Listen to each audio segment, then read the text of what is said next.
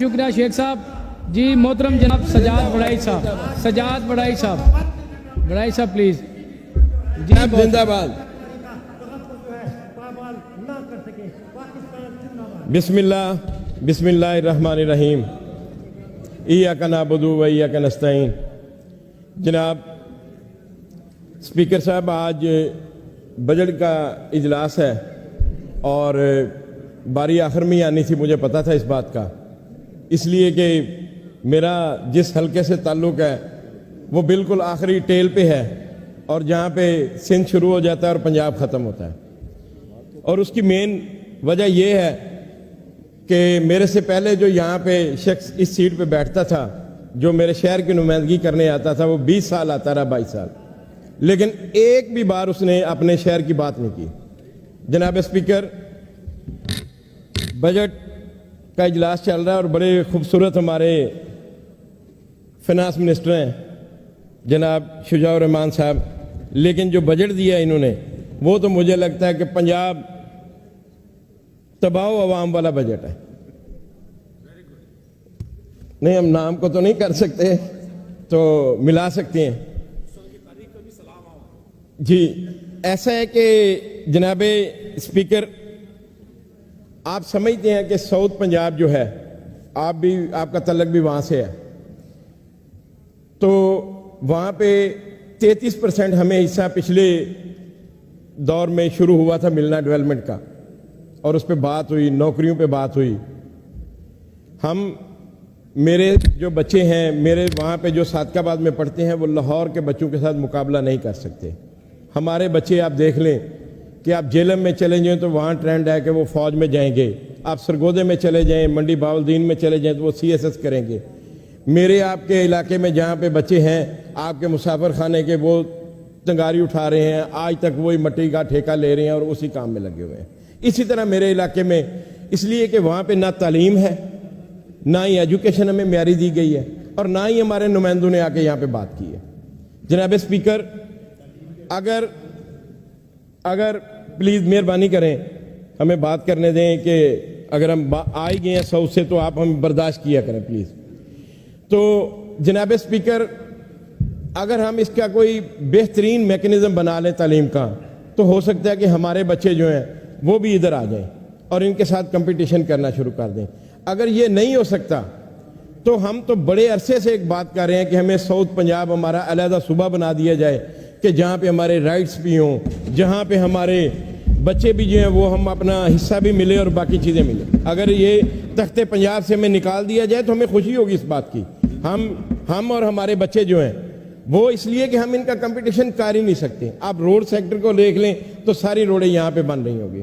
جناب اسپیکر، میں دوبارہ توجہ چاہتا ہوں جناب فنانس منسٹر صاحب کی، کہ میرا جو شہر ہے، میں نے کہا کہ یہاں 20 سال ایک ہی بندہ بیٹھا رہا، لیکن اس سے پہلے بھی جب سے یہ MNA MPA بننے شروع ہوئے ہیں تو میرے شہر سے صرف اور صرف مسلم لیگ جیتی ہے۔ یہ فرسٹ ٹائم ہے کہ PTI کا میں امیدوار بن کے آیا ہوں، اور یہی سائڈ رہی ہے وہاں پہ۔ لیکن آپ وہاں پہ جا کے دیکھیں کہ میرے شہر کو ایسے جیسے غزہ کی طرح بمباری کر کے اس کو ختم کیا گیا، اس طرح اس کی روڈیں اور انفراسٹرکچر اس کا تباہ ہے، اور ایک روڈ اس میں رکھی گئی ہے، میں وہ بھی ان کا شکریہ ادا کرتا ہوں۔ تو میں ان کے پاس ابھی گیا تھا کہ یہ 1 ارب 15 کروڑ کی سڑک رکھی گئی ہے، تو اس میں ہمیں ایلوکیشن کتنی گئی؟ تو وہ 1 کروڑ روپیہ رکھا گیا اس میں۔ 1 ارب 15 کروڑ کی سڑک میں وہ آن گوئنگ اسکیم ہوگی، وہ پتہ نہیں کب بنے گی، کیسے بنے گی، کیا ہوگی۔ اور منسٹر صاحب، باقی وہاں پہ ہمارا جو سیوریج ہے وہ ختم ہے سارا، اس کی کوئی حالات ہی نہیں ہے۔ آپ یہ بھی کائنڈلی ہمارا یہ نوٹ کریں، اور سیوریج کا یہ نہیں کمپریہنسو ہونے والا ہے، اور ہمارا وہاں پہ جو ہے ہاسپٹل TH کی جو ہے اس کی کارڈیالوجی وارڈ تیار ہے، اس میں مشینری کچھ آ چکی ہے، لیکن باقی کی مشینری ہمیں چاہیے۔ یہ بھی میری آپ سے درخواست ہے کہ وہ بھی لگوا دیں تو ثواب ہوگا اس کا۔ یہاں پہ تو آپ نے کینسر ہاسپٹل شروع کی ہیں، ہمارا چھوٹا سا ہے وہ آپ کرا دیں۔